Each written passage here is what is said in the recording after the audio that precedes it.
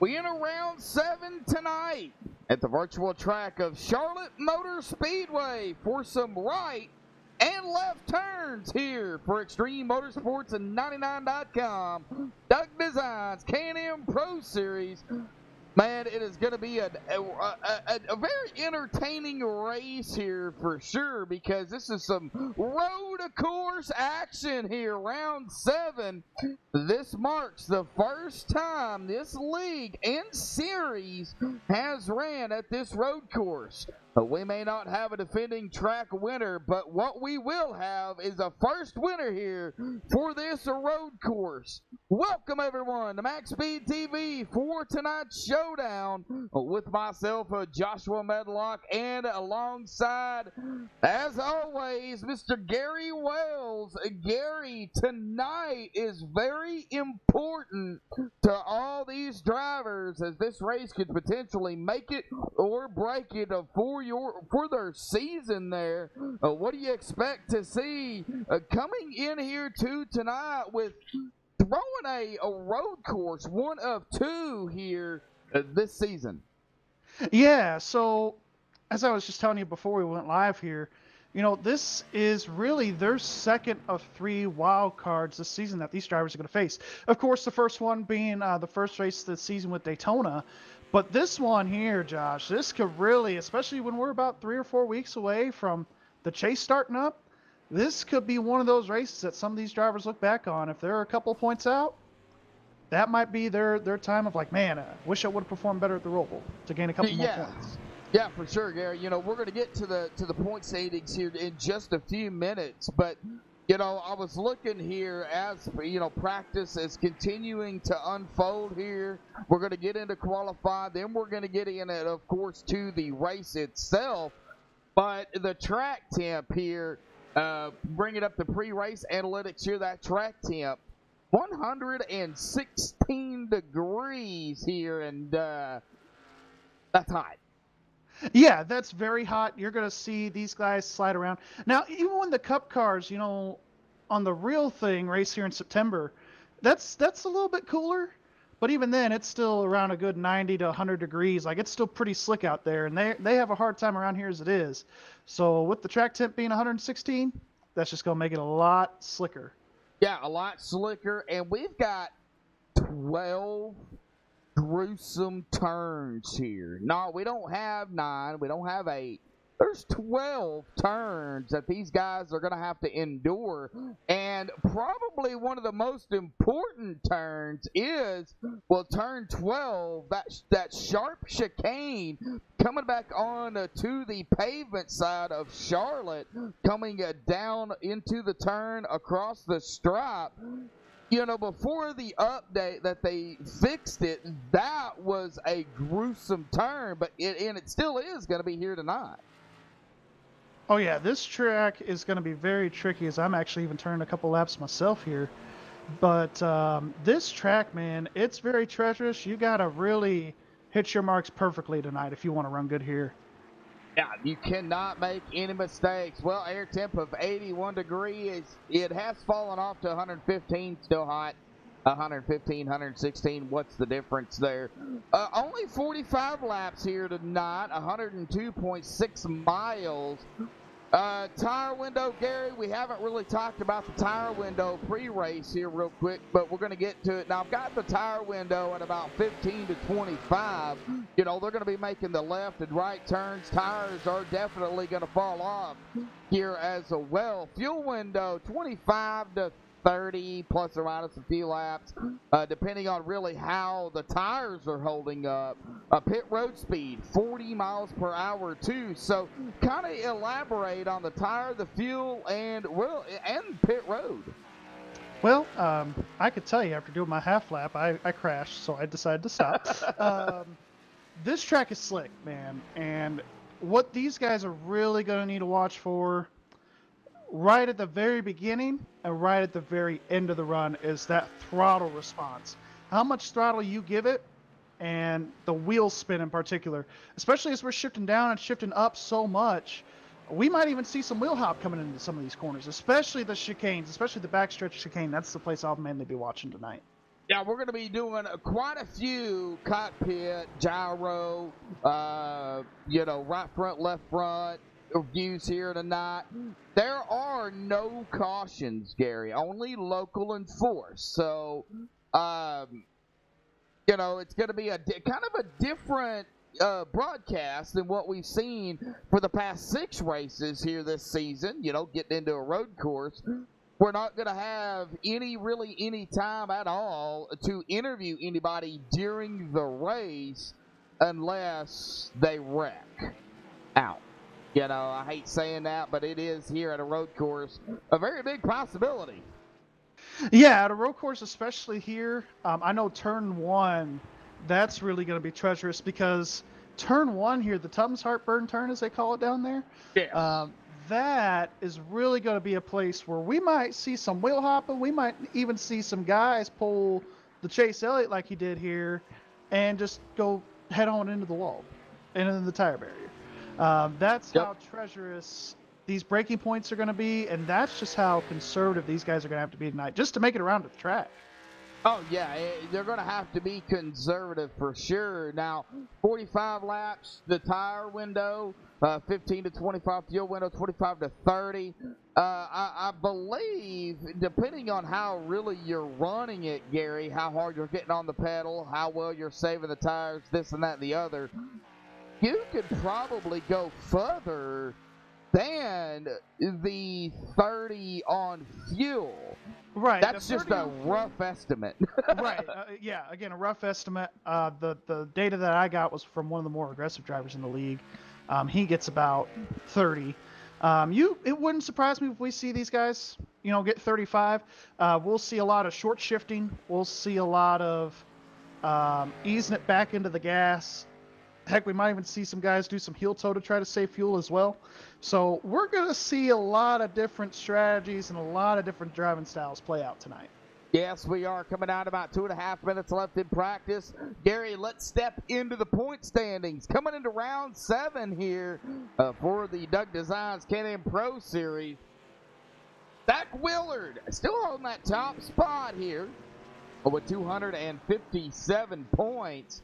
Paul Irvin holding on into second with 224 points, 33 points behind Zach Willard. Orlando Rivera, man, he has really improved coming into this season. Right now sitting in third, up a spot, 199 points, 25 back. Edward Bray down into fourth, 191 points, 8 behind Orlando. Bradley Wetzel up 2 spots into fifth, 189 points, 2 behind Edward. And Christian DeBoer is going to be down a spot into sixth at 187 points, 2 behind Bradley Wetzel. Yeah, in 7th place we have Alan Hilton with 175. We have a tie for 8th, actually, between Alexander Brown and Chris Seidenfaden with 171 each. 10th place, we've got Brian Wasserman. He's got 169 points. 11th place, we've got Rick Christensen. He's up a couple of spots from last week. He's got 167 points. Rhett Nichols, again, the man on the move. He's gained 12 spots in the last 2 weeks. He's up to 12th now, the last spot in the chase with 163. 13th, we've got Shad Kern with 158. Oh, so close right there on the cut. And 14th, we've got Blair Daddy Patterson with 155. And then we've got a tie for 15th between Brian Hitsey and Jeremy Horn with 151 points each. Now, this is just the top 16, Gary. Anybody from really 20th and even potentially 25th could make it into the top 12. It's the top 12 that make it into the chase for the championship. So, although I don't have the 25 here, this just goes to show you really how close the points are. Oh yeah, these points are super close, and I'm just kind of looking at some road ringers we got in this series. I know Rodrigo Loga, when he raced at Watkins Glen last season when I was in Canaan, he was running top 10. I think he finished top 5 in that race. There's a few other guys that are going to stand out to me. Doug Blackman might be a guy. He might be under the radar, might be looking to get in. Some guys that are kind of further back in points, this might be their night to make up some points and shine, kind of like a Blair Patterson to get back up into the chase. Maybe a Jacob Lee type driver, or maybe even some guys that just want to make up some points in general, kind of stiffen up their point spread to make it into the chase. Some guys like Christian DeBoer, Bradley Wetzel, those guys might try to do something tonight and make up some points. Yes, it is. And right now we're going to get into qualifying, and qualified, we're going to see some guys qualify we're going to see some guys not qualify here tonight for sure, as always. So before we get into the national anthem here, let's take a look at who we have in chat. Katie Dugas in chat, Marcus Regal in chat, Jake coming back here from MaxSpeedTV. Jake, glad to have you. Marcus going to chat it up here as well. Jacob Shalafo stating that this is going to be his last race. Now, he will still be a part of Extreme, but this is going to be his last race of this season. But Jake, we'll still see you throughout, I am sure. We hate seeing you leaving, but nonetheless, man, I hope everything works out and you get back up on track here pretty soon. And of course, Jake again and Katie in chat. Gary, well, we've got a lot of stuff to still go down. Let's step away, buddy. Let's play the national anthem, and we'll get back to it with qualifying potentially still being underway when we come back.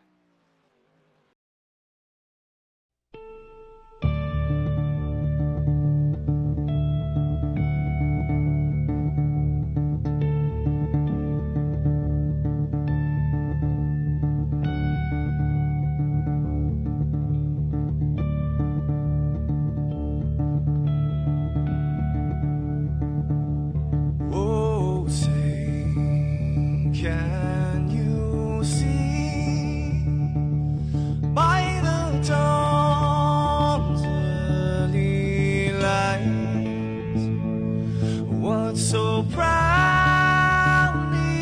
we hailed at the twilight's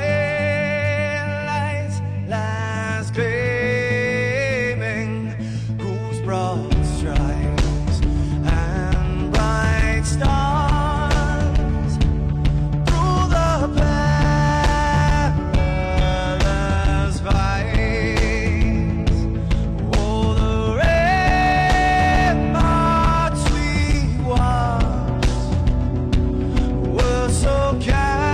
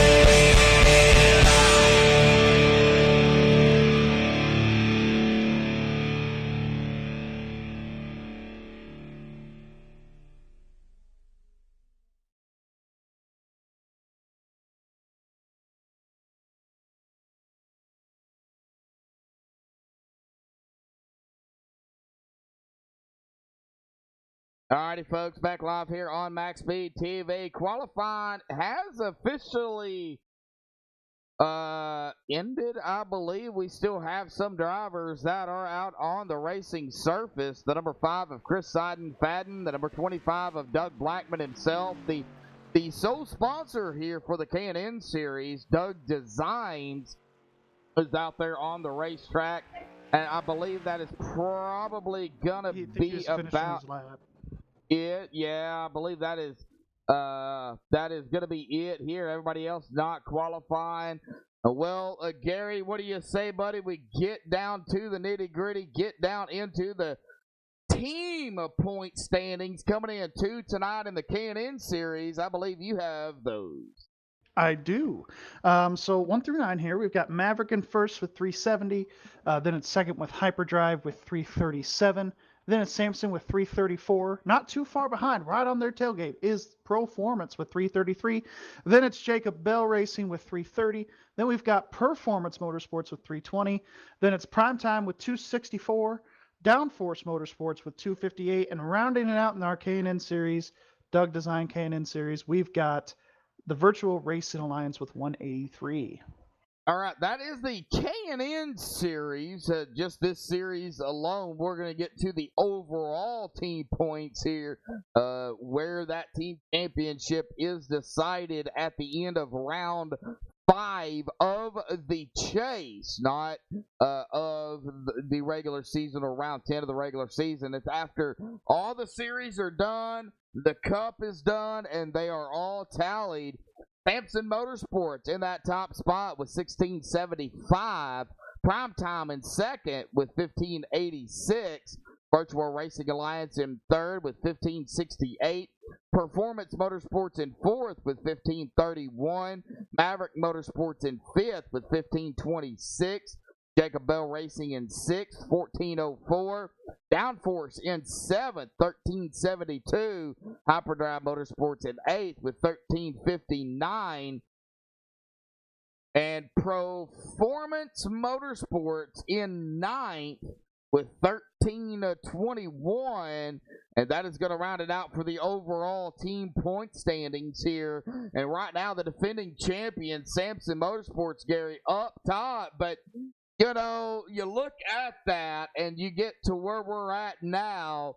Yeah, we're winding down the laps, but nonetheless, anything could happen between now and round 5 of the chase. Yeah, anything can really happen. Honestly, you're really starting to see who the top Cup and Xfinity teams are here. I think when you look at the overall, and where maybe some of their weaker points are. Some of these guys, if you're weaker in K&N, like a Performance or a Primetime especially, I think if they were higher up even than just the K&N points, if they were maybe in fourth or fifth, kind of where Performance is or Jacob Bell is, they could easily be leading the team points right now overall. Yeah, for sure, Gary. I mean, you know, anything happens each and every race. You know, you see the ups and downs in each series. You see where most of your points come from in each series. You see, I would say where your weaknesses are, but where you need to work on more in each series. There's a lot of things, Gary, that each team owner, you know, kind of throwing you under the bus here a minute, each team owner has to evaluate. You know, each race, each week, each season, they have to evaluate what can they do to make it better for their team. Is this where I put my owner's hat on? No, in all seriousness, well, honestly, yeah, no, I mean, you're right. You're absolutely right. You know, we do evaluate at Downforce every week, every race, of kind of like where we are in points. And also, you do get a couple of driver switches during the season. Usually for unforeseen circumstances, you can change things up. We've already used one of ours this season. We get one more, and that's for all 4 series. So we have to use that pretty wisely and pretty strategically of who we move in and who we move out, that kind of deal.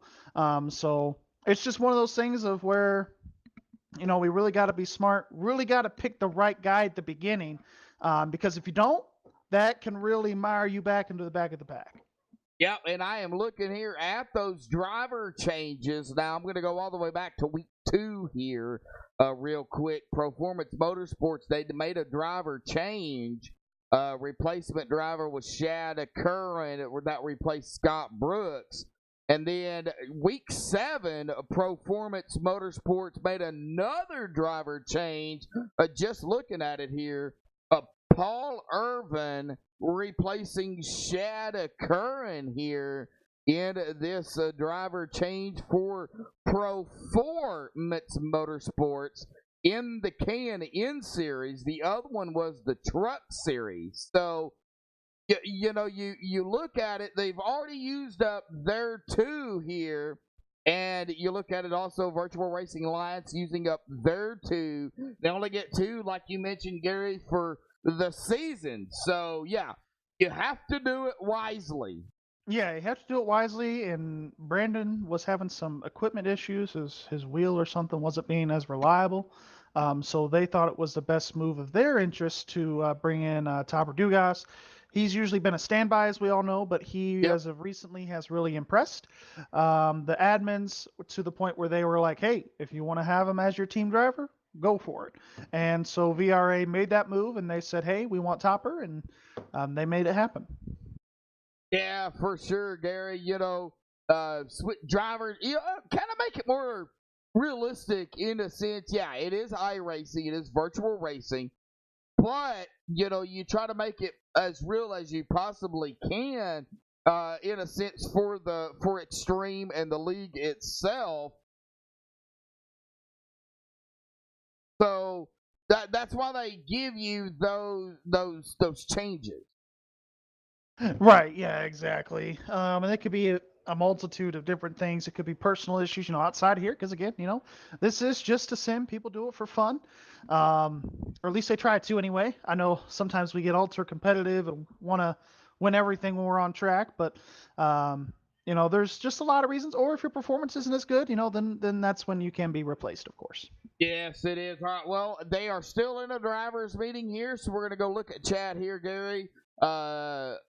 Well, now they're all starting to disperse here. It looks And like. now they're starting to disperse, so we're going to go here and still take a look at chat here.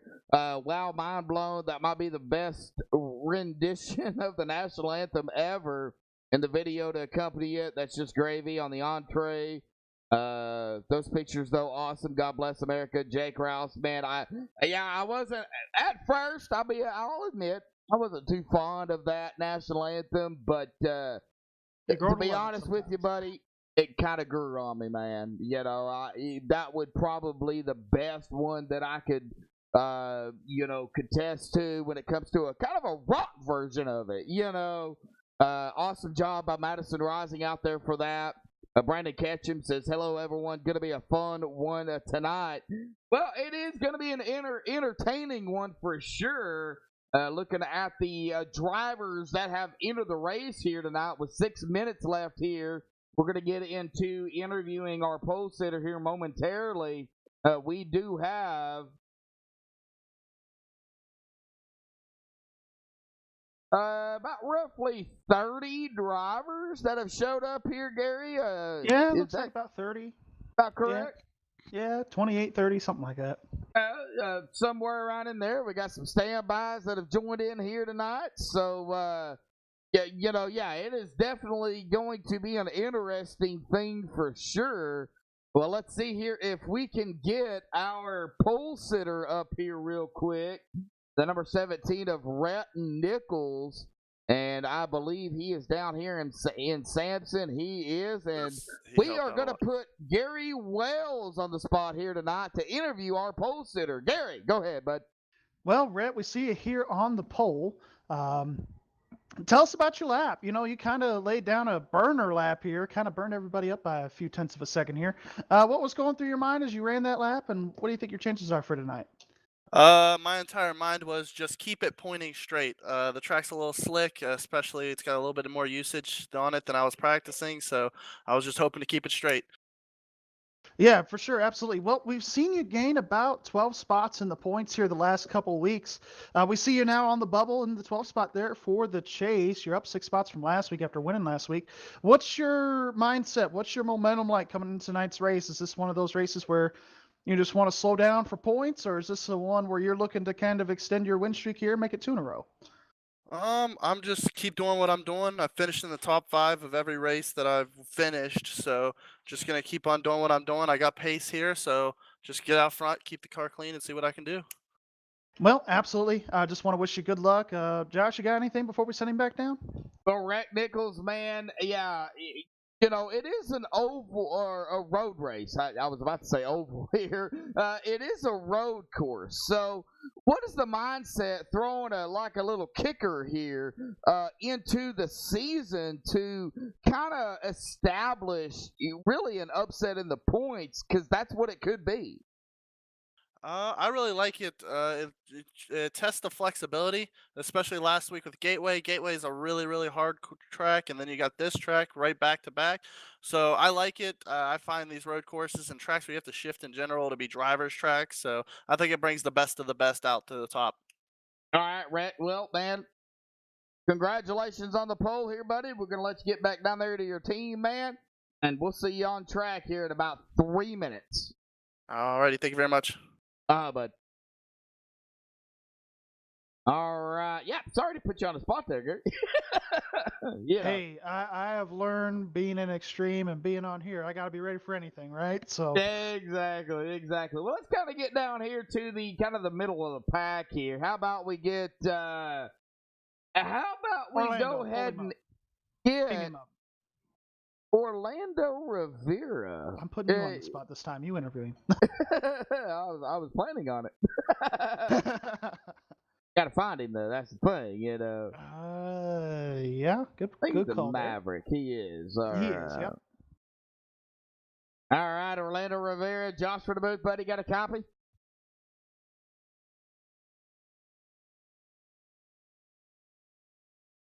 Orlando Rivera, do you got a copy, buddy? I think we're going to go 0 for 1 here, Josh. Yes, sir, there he is. Joshua. Yeah, there he is, Orlando Rivera, man. Well, finding yourself in 3rd place here in the point standings coming into tonight. A little bit of road course action here, man. You're going to be starting a P11 here. Man, what do you like about the Charlotte Roval, or what do you dislike about it? Well, I'm not sure. You know, I've only raced here once before. I think it was the first season I rode with Extreme. I came in 7th. I think mostly here you have to race the track, not the racers. You know, not hit the wall. You know, just keep it straight. That's what I think you have to do here. All right. Well, do you think, you know, starting in P11, you're going to have some time to get up front and maybe pull out the victory here this season? It's not gonna be easy, you know. These guys, you know, Red up there and Alex, you know, they're pretty fast. Unless they make a mistake, I don't think, you know, I'm confident, but you know, it's not gonna be easy. So keep that confidence, buddy. Hey, you're doing fine. You know, just the turnaround from what we've seen last season to this season, man. Awesome job. Keep it up, buddy. Hey, it ain't over, man. Keep going. Keep trucking. I appreciate it, Joshua. Thank you. All right, buddy. Good luck. Thanks, Gary. You're welcome. Uh-oh. Sorry. Nah, you're good. I'll see him tomorrow. It's fine.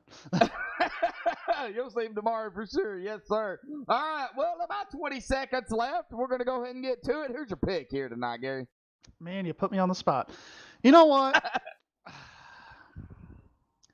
I don't know who I want to pick. Let's go with. He's on a hot streak. I'm going to go with the hot streak. Rhett Nichols, my pole sitter. He's going to be the one to win it tonight. All right. You're picking Rhett Nichols. I'm going to go on a limb here and pick the 41 of Topper. All right. Not a bad pick. We'll take that. Starting P14, you know, right outside his bonus points there. But not a bad pick. I like it. Yep. All right. We're going to get down here to the grid here. Driver bar off there. Get down here to our pole sitter. If I can find him. He's in first. Yeah, well, I got to find him here. There he is. All right. In a no paint. Got him in a no paint. White car. It's probably refreshing. All right. Well, I didn't get a chance to change it here, but this is the pit pass starting grid here tonight. Right, Nichols grabbing the pole here with a 1 minute 21.740. Congratulations to Rhett for grabbing the pole here tonight. Alexander Brown in second. Andrew Fawcett third. Zach Willard fourth. Brandon Ketchum in fifth. Edward Bray in sixth. Alan Hilton seventh. Blair Daddy Patterson going to be starting in eighth. Bradley Wetzel ninth. And Brian Wasserman is going to get a top 10 here in qualifying, Gary. Oh, yeah. Starting P11, your pick here. We got Orlando Rivera. In 12th, we've got Christian DeBoer. Lucky 13, we've got Jacob Lee in the pit pass car. 14th spot, we've got Todd Dugas. 15th, Rick Christensen. 16th, Ron J. Miller. 17th, Chris Van Scoy. 18th, we've got the sponsor here, Doug Design. Doug Blackman here in the 18th spot. 19th, we've got Lee Staples. 20th, we've got Paul Irvin. All right, 21st is going to be Samuel Richards. 22nd is one of our admins here tonight, but we'll just go with it here for broadcast reasons. It's going to be John Sterling. Edward Morris Sr., 23rd. Jacob Chalifo, 24th. Jeremy Horn, 25th. Rick Donovan Sr., 26th. Jeff Glockner, 27th. Chris Seidenfaden, 28th. Josh Bayu, one of our standbys, 29th. Douglas Carlson, 30th. And rounding out our last row, we've got Andrew Jump starting 31st. And rounding out the field, we've got Andrew Fessenden and 32nd. All right. Get him back up here. Oh, they're going to have to go all the way around the track. They are going to have to go all the way around. I like the touch here. We have a different pace car. We've got a Porsche instead of the Mustang. We must be at a road race. At the Porsche, I think that's the Porsche 911, isn't it? I believe it is. Nice touch there with the wing. Yeah, I like it. Porsche 911 for the road course. You know, I think what should happen is each and every race, like for the K&N, you have a K&N car. You know, for your pace car. For your truck, you have a truck. For the Xfinity, you have an Xfinity car. For the Cup, you have a Cup car. That would be interesting. That would be interesting. It really would. It really would. And now, this pace lap is. It's going to take a while. But one thing I wanted to mention, since we have the time. Yeah, go ahead, Gary. So we got a little long ways to go before they get to the oval. This initial start, the very first start of the race here, and the only start we'll see, quite frankly, they will take the cars off of turn 4, so you will see them use the oval portion of the track. They will not hit the chicane down there that you have to hit before you get to the front stretch here. So that'll be very interesting because it'll be the fastest that they go heading into turn number 1. So really my thing here that I'm watching for, braking, overdriving, wheel hop, those kinds of things. Will there be any mistakes, and will there be a big wreck going into turn 1? Well, we hope not. We know how road course racing can be. Let's hope they don't pile it up into turn number 1. We got a good sized field here for this road course, Gary. And this is, I would say, in my broadcasting career, would have to be the biggest field I have ever seen on a road course.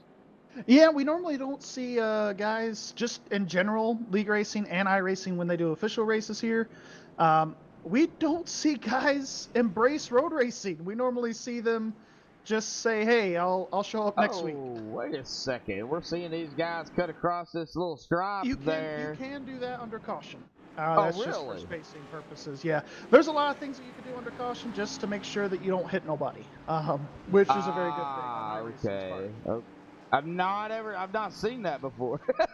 Well, we haven't been to the Roval here, Josh. I don't think you've done I've never done a Roval race. So this is my first road course race at General from the broadcast group. Let's hit it. All right, pace car dives off. Tighten your seatbelts one more time, folks. Here we go. Right Nichols going to be coming around turn 12. Green flag is out. Buggity, buggity, buggity. We are racing here at the Charlotte Roval. Gonna be interesting here. Everybody's kind of keeping it single file. Everybody's playing nice as we go through turn 1 here. Play nice, guys. Well, it's lap 1. You know they can't win on lap 1, but they'll try to win on lap 2. Lap 2, you can't go. You can't change lanes before the start-finish line, and you can't go 3 wide before turn 2. Well, here, what's turn 2? Well, that's really what I want to know because, I mean, we've seen it here where we've seen guys go 2 and 3 wide. I've seen in other races I've done on iRacing in the past go 2 wide and 3 wide through the infield road course part, but that's really hard to do. Your main we got a car on the 77 into the wall here. Brian Wasserman. He did save it, but he's going to have some right front damage there. It's road course racing. That may actually help him. It just might. I think it'll hurt him in the oval portion of the track here as we get to the higher speeds. But I think during the heavy braking, it'll just kind of even out. All right. Well, they have not yet completed lap 1. Oh, but they're about to. Here comes Red Nichols. He's about to hit the start-finish line here. He's going to hit that wheel jump. Hit that wheel jump. Is going to be coming across the start-finish line. So Red Nichols going to lead the first lap.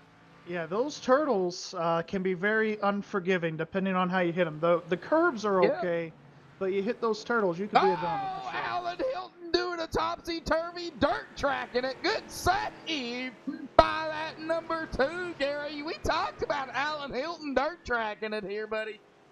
Yeah, I was talking with him in one of our Facebook groups here before the race. I said, if you go out and drift in practice, I'll pick you to win the race. Well, I didn't see him drift in practice, so I didn't pick him to win here. But he's so far, after a lap here, running the top 5, had a nice save there, which is very hard to do because this infield portion is very slick. All right. Well, these guys are single file here yet again. Well, we're going to see a lot of that single file here tonight. Yeah, Orlando we're Rivera. see a lot of single file. Oh, look at Orlando, though. Coming from 11th to 9th. It looks like everybody pretty much, other than Blair Patterson. We got a battle here between Blair, the Daddy Patterson, and the 08 of Orlando Rivera. This is, I think Orlando is going to be a guy here tonight you're going to have to watch. I feel it. As we see it coming here off of turn 2, he's making that high side work. Your 2 main passing zones, I think, in my opinion, maybe even 3. This chicane right here that these guys are going into between Blair Patterson and Orlando. We got a car spinning. Sorry to interrupt you there, Gary. The number 41 of Topper Dugas. Spinning here. There he goes. Yep, spinning it here. And why did that not update there? I pulled up Trading Paints here, folks. I do apologize. Just didn't launch apparently, but I will get the correct paints up here. But Topper Dugas here is spinning it here, and he does get it back going. He is going to go back to 17th here. Yeah, that's what I'm seeing here as well. We'll see the track or the cars go white here momentarily. Oh, the 8 going around in front of traffic. Oh no, there goes Rick. And he hits the wall here too, trying to get it back going. Oh, yeah, he sure did. He's going to keep it low. Everybody going to get around. He's going to... Oh! That was close. Now, Rick is still learning. He's still learning, but man, it's this Roval's hard. Man. It really is a hard racetrack. Yes, it really is. But what I was alluding to earlier with the passing zones, hopefully I can get it out this time.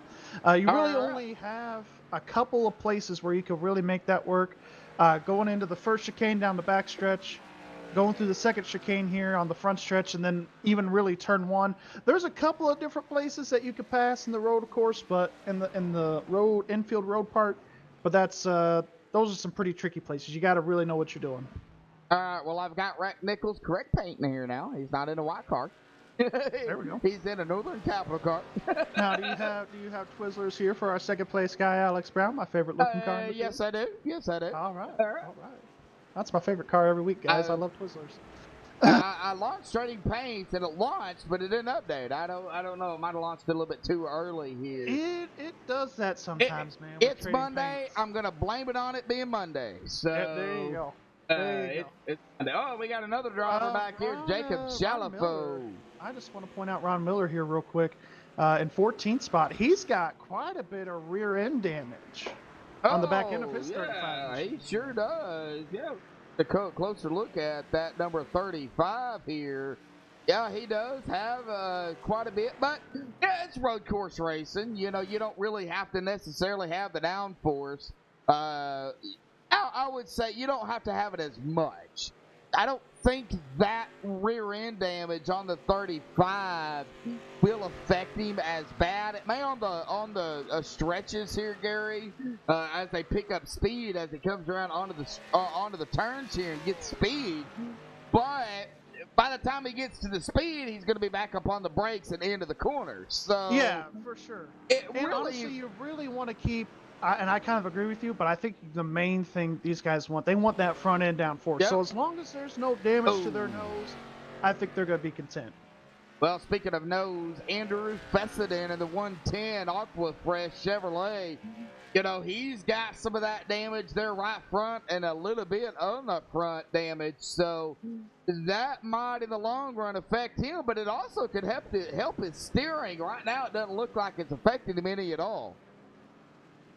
Yeah, looks like he's got quite a bit of front end damage. Maybe he was the one that hit Ron. Who knows? But it could affect him. But we'll kind of see how it plans out here. He's running 19th, running very solid. Gained a lot of spots here, so he's kind of shopping through the bus stop here, but gained some spots here at the early going. He did, going back up front. 2.6 seconds ahead, 2.7 ahead of Alexander Brown. And you look at it, all right, 2.6, 2.7 seconds at a road course that looks like it's long. Well, in a sense, Gary, it's not. I mean, a mistake by Rhett Nichols, Alexander Brown is going to be right there. Yeah. If you mess up one corner here, if you're off by your braking point just a touch, you're definitely going to have company here pretty quick. Oh, no. The old way to Orlando Rivera spinning it. Oh, boy. No. Lee Staples going around. Significant front damage in the 26. Yeah, a lot of these guys are getting their damage early. You hit one of these inside walls here, especially when it's concrete, not the tire wall. You're gonna be hurting. It could even affect your engine power here. His car does not sound healthy as he was going by in my headset here. All right, well, taking a look here. Lee Staples currently running in 18th. Still up a spot. Andrew Jump currently. Solid. Wow, look at Andrew Jump. 31st to 19th. Yeah, and shout out to Josh Mayu. Similar situation there. He started 29th. He's up into the 17th spot. Take a look at it here. Yep, 29th, 17th. Yep. Road course racing, now they get spread out. Yeah, it gets very spread out, and you can do a lot of passing here. It makes it a little more strategic, though, as you got to really be smart about where you pass and how you pass.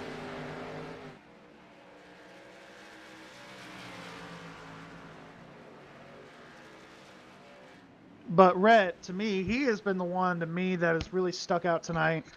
He has just been so smooth going through this road course, man. He has just really been taking it by the horns, and he's not really getting off track, not really hitting the curbs too much, and he's just been doing a great job as he's passing Rick here again.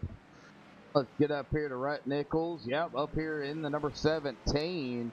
Well, give a shout out to our admins up top, John Sterling, Don Kidder, and it looks like Rick Donovan, the boss man himself, has joined the festivities here. Yep, he's joining in the K&N lobby. Yeah, we got a pack of cars here. Orlando Rivera, Rick Christensen. Stopped here in turns 1 and 2. Oh. Yeah, he's going again, but that's not good. You definitely want to keep going here. That ain't good. It looks like Christian DeBoer has already made a Brandon pit Ketchum. stop. Oh, dangerous pass there around the 8 car. Oh, Zach Willard has stopped. Whoa, what is going on with Zach? Well, we're going to take a look at it here on the first. Oh, you know what it is? If you cut the course, especially if you cut that chicane, iRacing will give you a black flag and tell you that you have to stop. He just drove it in way too hot here into the bus stop. And the backstretch chicane here locked up the tires and cut across the turtles, and he's got to take a stop here, and then he can get back going again. All right, well, we're going to take a look at it here. Under green flag throughout the race here. So we're going to see here what happened. Yeah. Oh, yeah. Yep. I see it. Yep. He cut it. He stopped, and he had to do what he needed to do. And then he got it back going again. Currently running in fourth. And that is worth catching him up into the third spot here. Yeah. Well, Brandon Ketchum's really catching it on tonight in the fourth Zach car. Wheeler didn't lose a position, though. He's still in fourth where he started. Well, he might have lost position on the track there. He might have been up to third spot, and then Brandon passed it when he had to make the stop. Road course racing is so confusing. I know, we're all used to the left turns, and we come in, make a couple rights, and kind of throws you off. Edward Bray. We got some lap traffic here. Alexander Brown going to get around Jeff Glockner here in the 24. That might also play a factor here. I'm looking at Edward Bray here, though. He's on pit road. He's got a smoky engine. Oh, that's not good. He probably hit the wall somewhere. Not good at all. We're going to go back here and take a look. We're going to see where this happened at. I don't know what corner. I do not know Charlotte Roval very well. So we're going to take a look and see what happened to old Mr. Bray here. Oh. You're taking a look at it. I'm taking a look at it. He was coming through turn 2 here on the oval side. Oh. I don't know if he got loose or what the case was, but I think he's had some engine problems even before then, so I think he was just stopping there to tow it. But let's see if he hit anything. Engine just went, it looks like. What? Yeah, so as I was going to talk about at the pre-race, I just forgot. Thank you for reminding me. There's this thing called money shifting. Now, some of these guys, they got the paddle shifters. And you see some of these guys, they've got their H-pattern shifters, depending on how much money they got to spend in their simulator. That, you've seen guys in regular racing, doesn't matter what form, they have an H-shift pattern. They will go, if they have to go from second to third or fourth to third, we'll see them go from fourth to second or fourth to first. That really upsets the RPMs to the point where the engine's like, I'm done. Forget about this. I'm just going to blow up. So that might have been the case with Edward Bray as he was getting through the gears. He might have just grabbed the wrong gear, which I've done before in racing, and that'll blow the engine. Yeah, I've done that a few times. yeah, it's a very common mistake that does happen. I've done it many times where I've done it under caution before, I'll admit it, where I'm trying to save fuel and I'm trying to shift down into another gear to save some more gas, and it's the wrong way. Look, Gary, we have not talked about braking points. This is road course racing. Everybody's got different braking points. You know, my braking point may be sooner than you.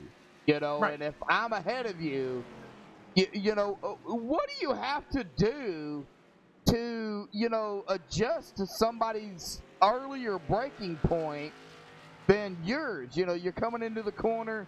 You may brake later because you have more able to control it more, or you know, not lock it up as easy. But if somebody is not familiar with road course racing, so they brake a little earlier than normal, I mean, how do you adjust to being behind somebody? We've seen it just this past lap here, right?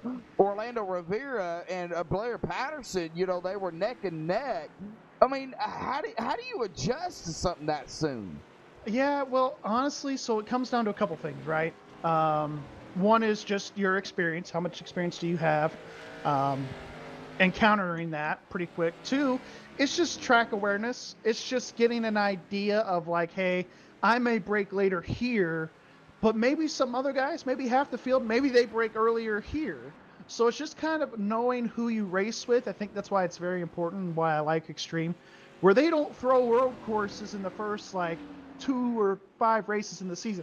They wait till the second half to where it's just, hey, we got a couple road courses. Let's move them to later. Let's get everybody familiar with their driving styles, because even on ovals, we see guys have different braking points and let-off points and that kind of thing. So that's really important. And third, The luxury of a spotter, that really is a luxury that Extreme allows us to use. We do have spotters. And they can kind of tell you too, because really on a road course, you're just there. You're not really doing much as a spotter. I'm just being honest, speaking from experience. But what you can do is you can scout other drivers during that time, and you could see and you could tell your driver, hey, the guy behind you, here's where he's braking, or the guy in front of you, hey, here's where he's braking, here's where he's letting off, and here's where he's beating you, here's where you're beating him. So it's just a combination of all those things that could really play into you being more aware of where guys are out on track and where they brake. Great explanation there, Gary. I'm back here on my old buddy Martin Truex Jr., a.k.a. Jeremy Horn. He has got some damage and some significant front end damage on that number 78. That could... Yeah, that's a little too much front end damage there. Is that... is his car, is it heating up any? You've got to get air into that radiator, and unlike an oval here at a road course, you're constantly moving fast, slowing down, moving fast, slowing down. Is he getting enough air in that car to keep it cool? Honestly, I couldn't tell you. That's really up to the driver to decide, but to your point, yeah, there's a lot of braking, a lot of acceleration, a lot of deceleration, so you're just you have to manage it somehow. One way you can do it is by punching in the clutch. That basically kind of cuts the motor off for a little bit, and if you're getting a little hot, in the slower corners, you can kind of clutch it a little bit, try to let the vehicle cool off, and then get back into the gas that way. So there's a lot of ways you can counter it.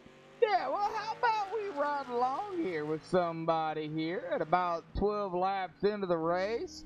Cockpit with Christian DeBoer for a lap around the Charlotte Roval here for everybody out there. Yeah, so he's one of those guys. He was kind of being smooth, too. He was kind of reminding me of Nichols to a point, as he is getting passed here by our leader, Rhett Nichols. He's getting into the gas here, and then you really got to break up, and he's got to get right down to where Nichols was there in that corner. He's got to get it down to the bottom, and really, in every single corner here, you want to be hugging those curbs and hugging that blue and white line as he's having to negotiate around Rick Sr. now.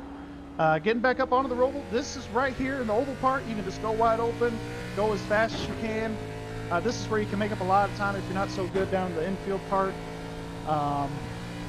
And he's just digging around here. You could really start braking right where he's braking, right around the 4.5 to the 3 spot there on the wall. He gets down here, he gets in, hits these curves, and he can get back going right around here and just go all out again until about the exit of turn 4. Which is really unique because for a lot of guys, they're used to these oval racing here at Charlotte. Yeah. And so they're used to going all the way through. I can tell you from experience, my first lap here at the Roval, I messed up. I knew about the chicane down here on the front stretch as he comes and completes a lap. I completely missed it. I just went off of turn 4 and just dug it hard, just like I would if I was on the oval. So I have done that. But all right, yeah, the a little bit of is definitely a tricky track. Oh yeah, it definitely is a tricky track. I wouldn't necessarily call it the tricky triangle, but yeah, no. This is probably the second or third hardest track I think on iRacing, honestly. I haven't done a whole lot of road racing myself, so I'm kind of maybe speaking out of my ignorance a little bit. But as far as between ovals and road courses, I think the Roval is probably the hardest I've done. Well, it is a tough track for sure. And we get up here at the number 21 of Jacob Lee. Started 13th, currently running in 17th, representing Katie Dugas there in the pit pass, as well as LSU colors. I know she's a big LSU fan. Yeah, with what's going on tonight for sure. We won't get into that, but yep, Jacob. Jacob Lee, currently running in 7th, coming from turn 13th. He's having a really good run out here tonight. So, yeah, he's running really smooth.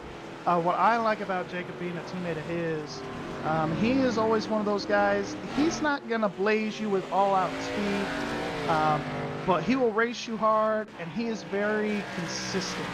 He's probably one of the more consistent guys. If he has luck go his way, Yeah. probably one of the more consistent drivers on the schedule, or on the circuit. Yep, but Alexander Brown and the Twizzlers still running second. And, you know, it is so hard here. You know, at any road course, Gary, it is so hard to pass. It is so hard to make moves. You've really got to be, you know, track aware, pit aware. You've just got to be aware as we see the 35 there go spinning. The more damage is going to be coming to the 35 of Ron Miller. You just got to know when to pit, you know, when to brake. There's a lot of things that has to happen here on a road course. A lot of things that have to happen, and honestly, if you have any experience doing road racing outside of this league, outside of doing the oval stuff, that could really play into your hand as far as strategy. You kind of know how to call a race, that kind of thing. One thing that I've mainly picked up from doing a little bit of road spotting and doing some road strategy myself, calling the race in reverse. So there's 45 laps. Okay, we know there's going to be one pit stop. Yes. We could probably navigate that at about lap 22, lap 23. So when do I want to pit? Within that 5-lap window. And you just kind of make your move according from there. Yep, exactly. You know, and I was on the verge. Oh. The chicane backstretch. Oh, yep, we're going to go But he's back back here. on. And just have some damage there, rear end damage on that number 5 machine. And a little bit of left front. He kind of smacked that, pancaked that left side there. That might help him steer going left. Yeah, it just might. You never know. But, I you think know, the guy with the cleanest car tonight, Josh, I think he's going to be the winner. well, yeah, that number 17, though. We're going to go back here. Paul Irvin in the 9, coming around the 25 of Doug Blackman. It looks like Jeff Glockner has taken his car behind the wall. He, Red almost, I thought he was going to get into him there for a second. Jacob Yeah, Chalafoe these, coming down pit road. We are really going to start to see at this point in the run, we're about halfway through the fuel run now. I really do think you'll start seeing some of these guys. This is when we're going to start to see the lap down happening. He might get up into the top 10 before he has to pit here. It's going to be that kind of race for him. Yeah, I was on the verge. I had an opportunity to talk with one of the Peak Antifreeze Series drivers for iRacing, Bobby Zielinski, and I was trying to get him in here tonight for a special, you know, a kind of talk about the Charlotte Roval, because as we all know, Yeah, he has experience doing that. he has experience, but unfortunately he wasn't able to make it here tonight. But you know, He's probably watching a football game. but no, he actually had some other peak stuff he had to do tonight. So, Well, Topper, he was locking Yeah. up his front tires going into the chicane this time. no, Place, but he made it work. But that's really one thing here. Another thing I guess we can allude to is the brake ratios. So I guess I'll talk about that for a couple minutes yeah, here. go but ahead, yeah, because you can adjust your ratio and your brake bias. yeah, so the brake ratio, that's how much front brake and how much rear brake you want in the car. As Topper's getting around the 15 here, saying Richards, you really want to focus on your driving style. If you're a guy that really loves those rear brakes, then anything below 60, below 50 even, that's where all your that's where your brakes are going to lock up. It's going to be in those rear wheels. If you're a guy that likes to be able to stop on the front end of the car, kind of like myself, I think I would probably run about a 65 to a 66 brake ratio in the before I get into the car. But then inside the car, what's great about iRacing as well is you got brake biased. Yep. And so, say I start out at 60 for my brake ratio. For the brake ratio, if I want more in the car, I can increase it, and that'll put me. You could go up to 3%, so that would put me at 63 inside the car. If I go down at all, then it puts me down to 57%. So that's really one of those things that you really got to watch for as a driver, really knowing your driving style as you come into a road course here. But as we get going here, let's take a look through the field. Looks like Rick Christensen, this is not going to be for position, but he's got a run here on this 35 car. Might be trying to make a move here in a little bit. Rick Nichols still your leader by a whopping 16 seconds over Alexander Brown, as Rhett Nichols is going through the final turn. Alex is just now exiting the chicane on the backstretch going into the 3 and 4. That's how much of a lead that Rhett has right now. And Rhett, I really think, has really been saving his tires here. He's really had to put on a dominant performance. As we see in third spot here, we've got Zach Willard. Oh, as he gets off and he hits the turtles. Saves it, though. Here comes Josh Mayu. Not going to be for position, but he's going to be coming around here, trying to put some pressure on the 79. But we've got 10 cars on the lead lap right now. 10 drivers on the lead lap. The last driver on that lead lap is, I believe, the Topper Dugas. 41 of Topper Dugas, currently running in the top 10. Well, let's get down here through, Gary. Let's go ahead and go through the field here. I will go with the top 10, and then I will let you finish it out here tonight. But currently right now, our pole sitter and our current leader, the number 17 of Rick Nichols, up front. Alexander Brown started second, currently second in that number 67. Zach Willard started fourth, up a spot into third. Brandon Ketchum started fifth into fourth. Alan Hilton started seventh, doing some dirt tracking it there. He has found his way into fifth. Chris Seidenfaden into sixth, started 28th here tonight. What a run by Chris.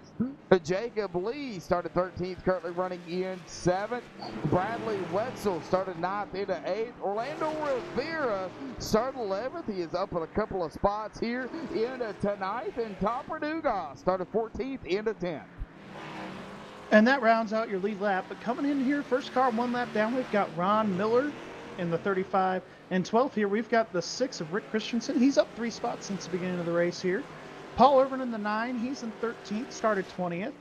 Then we've got Christian DeBoer, started 12th. He's fallen back a little bit. He's in the 14th spot here in the 56. And losing some more spots here is Blair Patterson, started 8th. He's in 15th right now, 1 lap down. Then in 16th, we've got Lee Staples. Again, 1 lap down. 17th, we've got the 102 of Josh Mayu. He's in 17th after starting 29th. And 18th, we've got Doug Carlson. He started 30th. He's up to 18th. Jeremy Horn, a.k.a. Martin Truex Jr., he's in the 19th spot and started 25th. And rounding out our top 20 is Andrew jumping his way up from the 31st spot into 20th. All right, Samuel Richards currently running in 21st, started 21st. Edward Morris Sr. started 23rd into 22nd. And Jacob Shalafo started 24th, currently running into 23rd here this evening. And it is going to be, unfortunately, I believe Jacob's last race here tonight, and having a tough time. But, Jacob, he's a cool guy. I love Jacob. Got to talk to, Oh, yeah, he's good. I like talking to him. He's definitely going to be missed around here, but hey, sometimes things come up and you got to take a little bit of a break, and that's definitely understandable. Well, he's still going to be around. He's going to be, I think, spotting, to be honest. Yeah, I think he has joined a team, and I think he's just taking a little bit of break from driving, and he's going to be doing a little bit of spotting here. That's what I've been told as well. All right. Well, Blair Patterson on pit road. We have had some drivers come down pit road. Yeah, we have. And I don't right behind him is the leader, though, Rhett Nichols. Yeah. Rhett Nichols is definitely right there putting the pressure on him, but I don't know if that strategy's going to work. We've seen people do some weird and strange things at road courses. I do think, as he's got some tire smoke, Rhett Nichols does in front of him. That wasn't good there, but everything seems to be okay. Topper, it might have been Orlando. Or even Andrew Jump here. Andrew Jump right up in front of him. Yeah, well, we take a look at here. On a rear chase view from Topper Dugas, looking back, we do see the leader there. Oh, 23.3 seconds ahead of second place. Yes, Red Nichols is really putting on a clinicker tonight. Heck, he might win this thing by a lap. That's what it's looking like right about now for good old Red. He's really been putting on a show, really been putting on a clinic. I watch him every once in a while. I'm kind of trying to watch to see if there's any battles going on, but he is definitely dominating it. He's looking like Marcus Ambrose out here. Yeah, he is dominating the road course here at the Roval. He is going to get around the 41 of Topper here. That's going to put Topper a lap down. But these drivers are still going to have to pit. And we are approaching the pit window. I was just about to say it's going to open up here in about 3 laps for these guys, at least at the very minimum. And I think if you're one of those guys kind of further back on the lead lap, if you're a Bradley Wetzel or Jacob Lee or Chris Seidenfaden, you might want to pit here right at lap 25, get yourself some tires, get yourself some gas to make it to the end, and maybe try to make up some time. You do lose a lot of seconds here. I'm actually looking based on his qualifying lap. Brett Nichols is actually 4 seconds off from his qualifying. Oh, wow! So yeah, you not do running. lose a lot of time. His fastest lap of the race so far is a 1:22.7, and his last lap that he just ran was a 1:25.8. Yeah. 122.702, 125.8630, getting down to the nitty gritty. But yeah, he has lost 3 seconds since his fastest lap.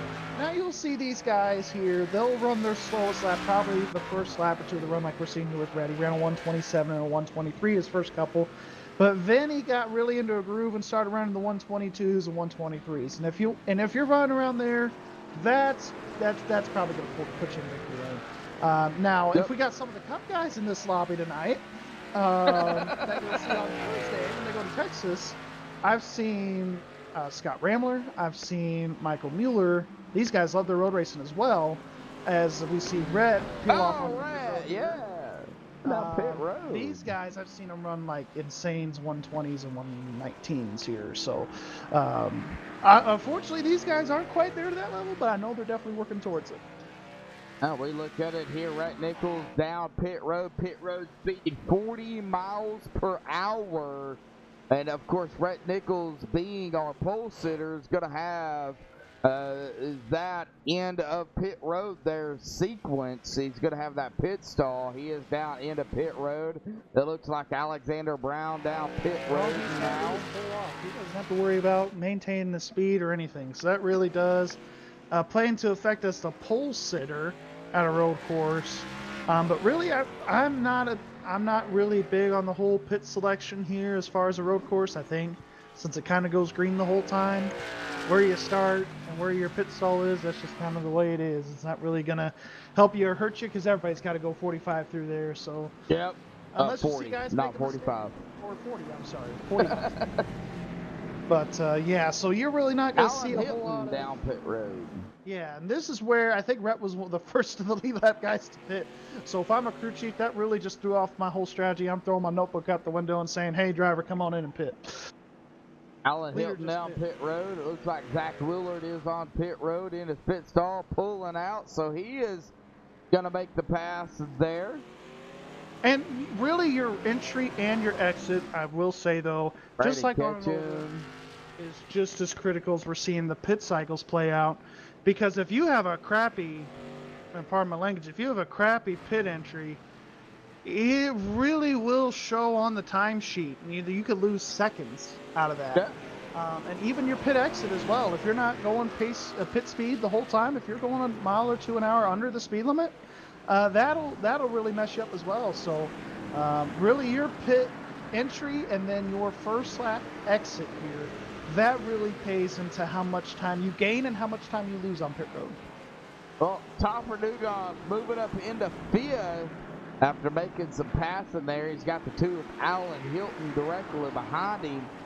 And it looks like Alan Hilton is going to be able to complete the pass here. Yeah, I Alan, think he's just going to let him go. Yep. That's just we saw a group of these guys come in all at the same time, so it's going to be a pretty entertaining race here for this first couple laps here. Let's watch this group a little bit.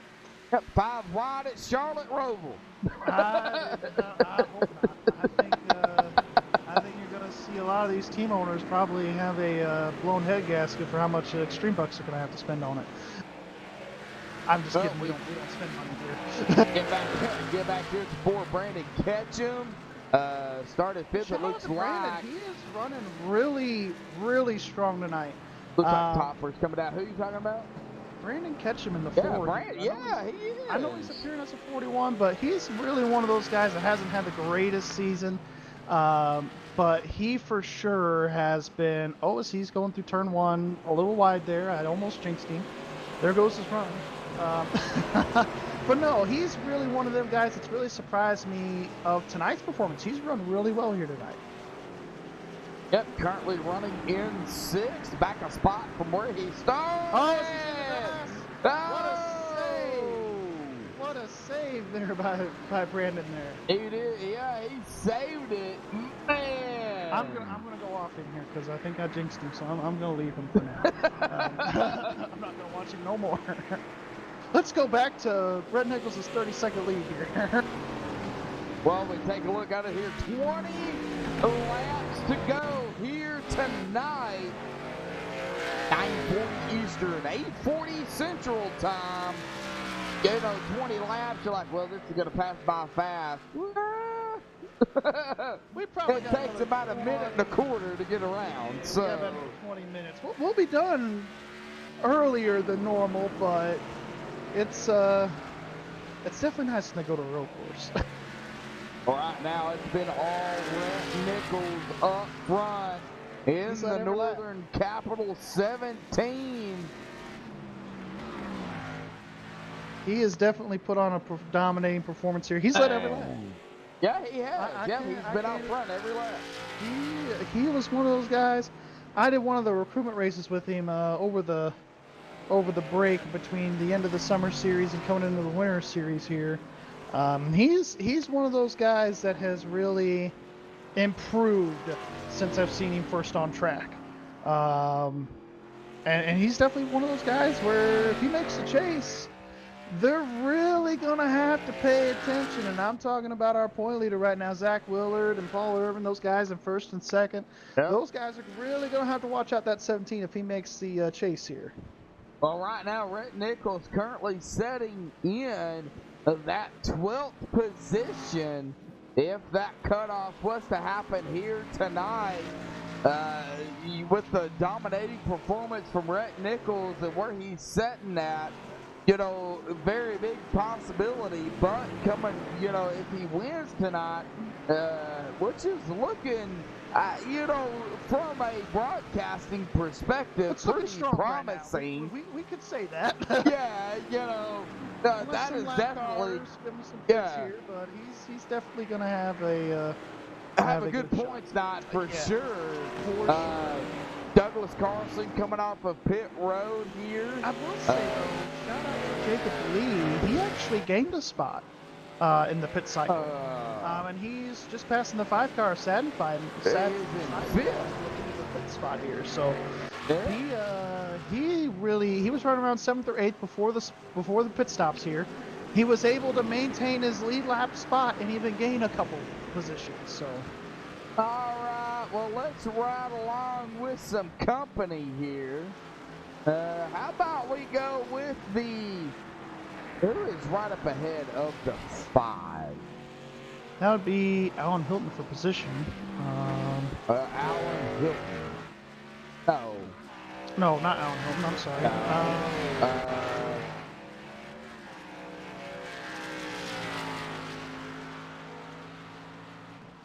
How about we go ahead and ride along cockpit here with Chris Seidenfaden?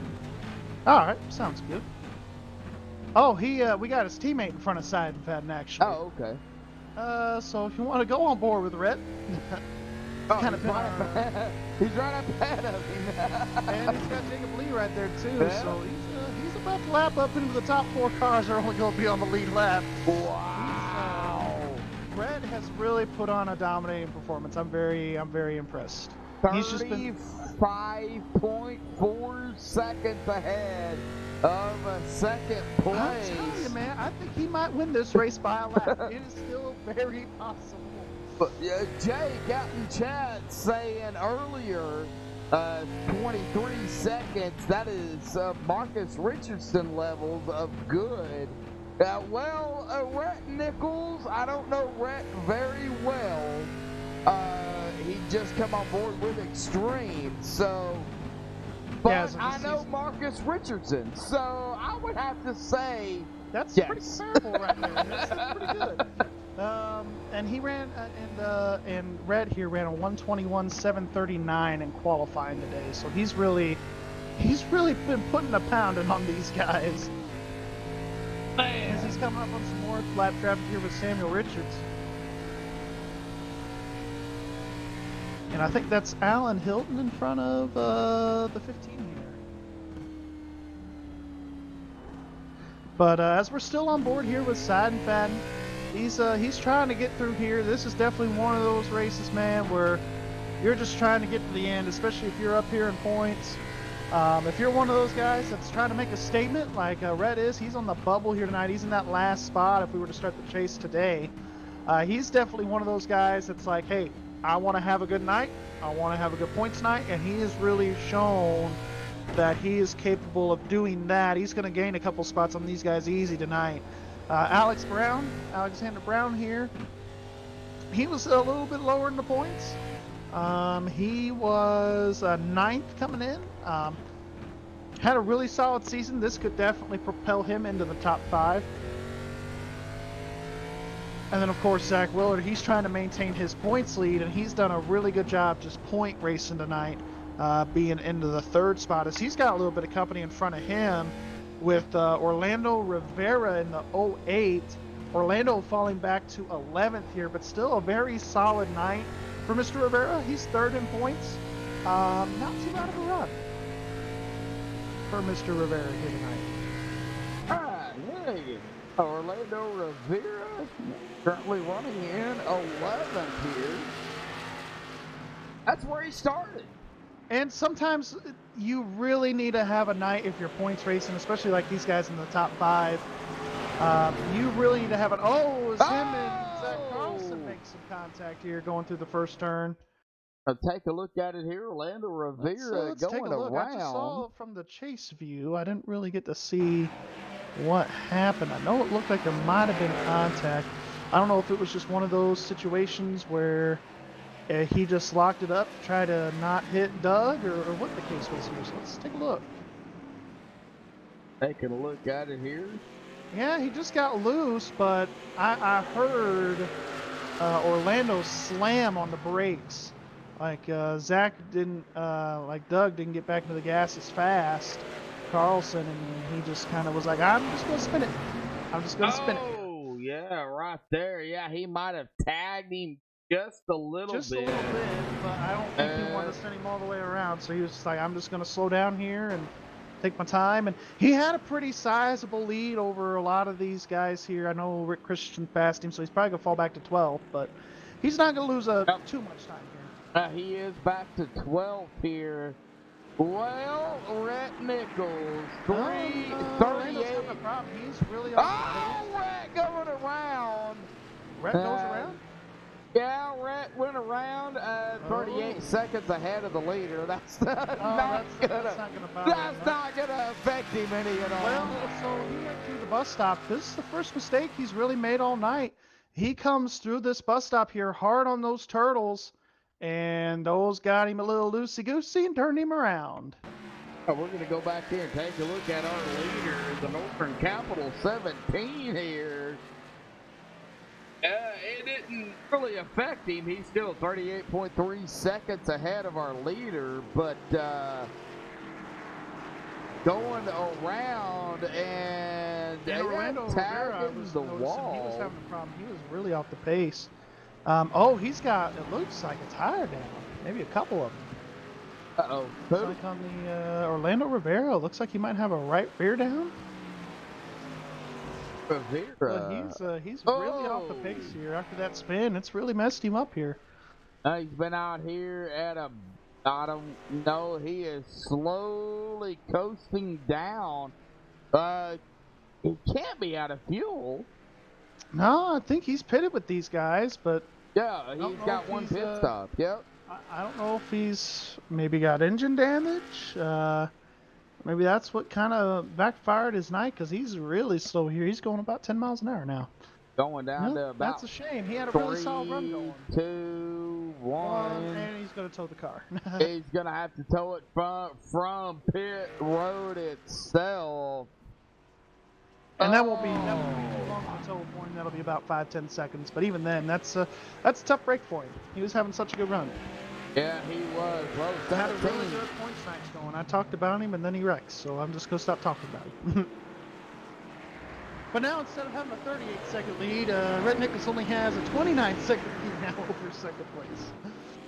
I'm registering 30.1. Oh, 30.1. Sorry, I didn't want to hit the 20 lap. I apologize. Yeah, I know. Yeah, you don't use APVS. Don't use it. Don't need to. Well, 13 to go here tonight for Rhett Nichols. Dominating performance has led 32 laps. Our post center here, he is up front. Alexander Brown in second. Zach Willard now in third. Started fourth. And Zach, looking to really kind of help him into the point standings. He is currently running up front with 257 points. And Paul's had a bad night. He's in 21st right now. So this is really going to help Allen extend his lead. But it's really going to shake some things up here with Orlando having a bad night. Edward Bray not running the greatest. This is really going to shake some things up. It would not surprise me. We might see Seidenfaden jump up a couple spots here tonight, running in the 5th spot. Also, with Rhett having a dominating performance, he'll jump inside the top 10 easy. And then Alex Brown, he's going to gain a couple spots even. So this is going to be an interesting point to shake up here at the end of the race after they count everything up. Yeah, for sure. And honestly, I think that broke Rhett's streak of a 0x for tonight, because he definitely had a 0x going, but when he spun around there in the chicane, that'll definitely add a couple X for him. Well, it depends on how hard he tagged the wall. Well, yeah, you're going to get 1X for spinning it.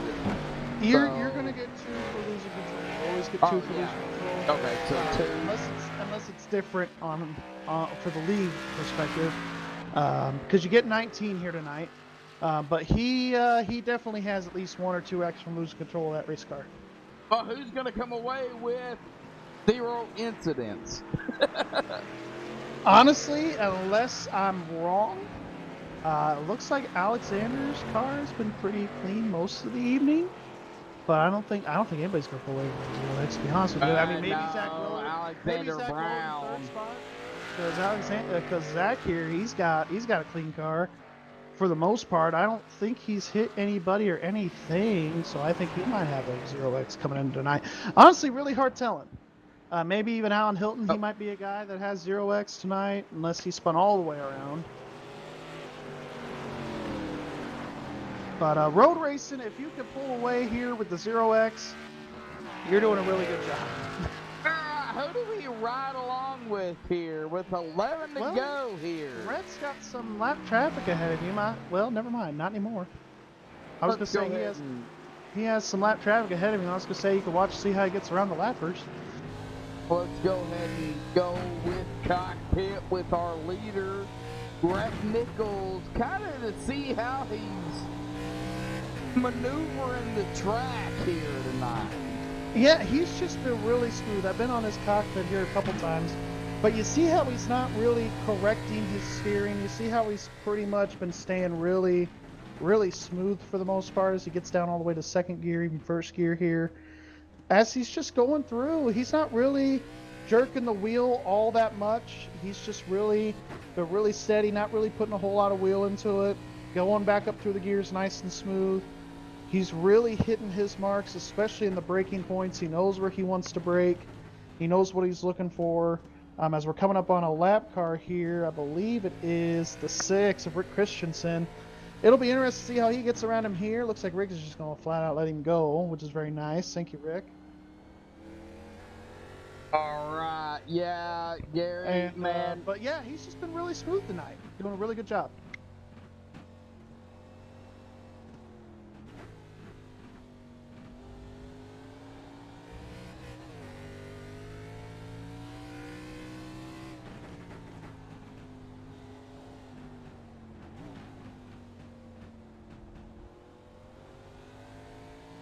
But as we're getting through here to the last little bit, coming to 10 to go, these guys are really clicking it off here. Another 15 minutes have gone by, about another 10 laps or so. All right. Yeah, Bill. Off of 10 laps remaining. Coming down here to 9 to go for the number 17 of Rhett Nichols.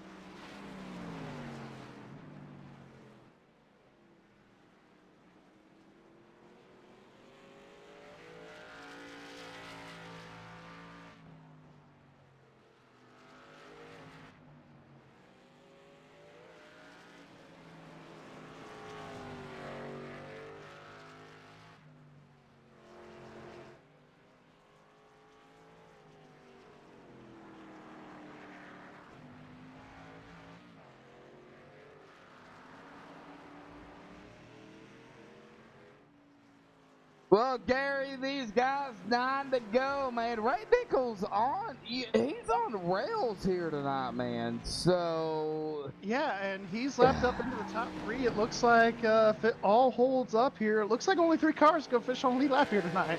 yeah, all right. Well, we're gonna go ahead and step away here. Play a quick commercial break here. These guys are running strong here. Not many battles going on. 3 cars on the lead lap. The top 3, Rick Nichols, Alexander Brown, and Zach Willard. As we go side by side here for MaxSpeedTV.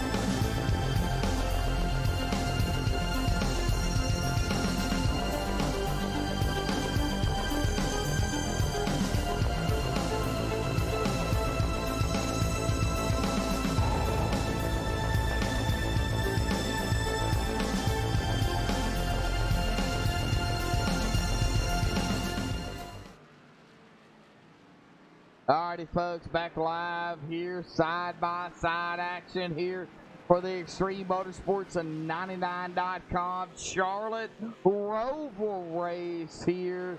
And as we take a look at it here, Lee Staples currently running in the top 10. Rick Nichols 32.4 seconds ahead of our second place leader. Zach Willard now in a third, coming from a fourth.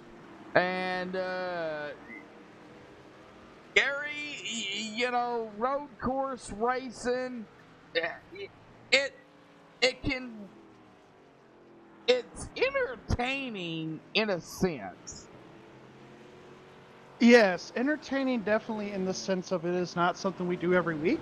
So it's a nice change of pace and a very nice different way to approach a race. And this is where we really start to see, I think, drivers' skill and maybe even some guys that haven't ran as good all year that kind of struggle at the ovals a little more and are better at road courses.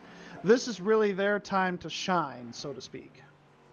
Well, we take a look at it here. Zach Willard currently running in third place. We look back here.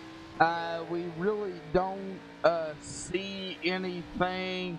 Rhett Nichols currently running in that first spot. Alexander Brown in a second. Really, between the top three, no drivers around him. But we go to Alan Hilton here. We see several drivers behind him. You know, these guys get so spread out. He's going around some lap cars here with the Richards and with Moore and Moore Senior. But yeah, to your point, I mean, they get so spread out. It's really just hard to talk about lap by lap action because there really, quite frankly, there is none. Yeah, exactly.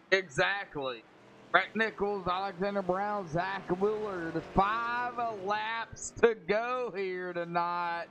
Rick Nichols, 40 laps led. He will most definitely come away with the most laps led here tonight. Oh, yeah, it cannot be beaten.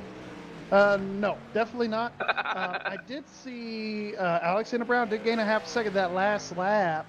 But I really do think he's not really going to touch Rhett here unless Rhett spins out again, which I really don't see that happening. He's not going to make that same mistake twice.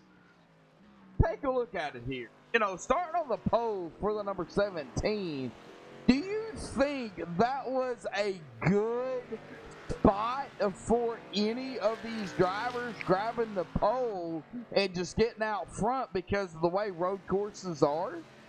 Well, I've always thought to myself, if I qualify in the top 10, I really have a good shot.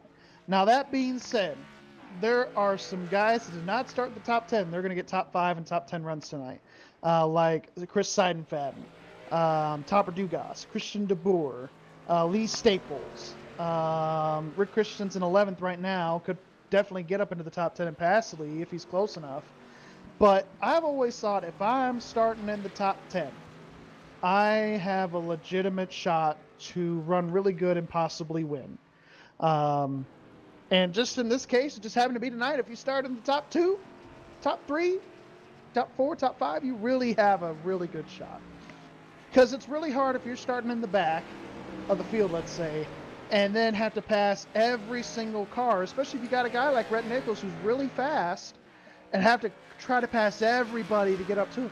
You're going to run out of laps. And for Seidenfaden, he got lapped while in the process of trying to pass all these cars too. So it's just really difficult to, as we see Rhett try to get around Rick Donathan Sr. here as Rick Donathan hits the curbs pretty hard. But yeah, it's just really difficult coming back from 30th because you have to pass all those cars and then try to get to the leader.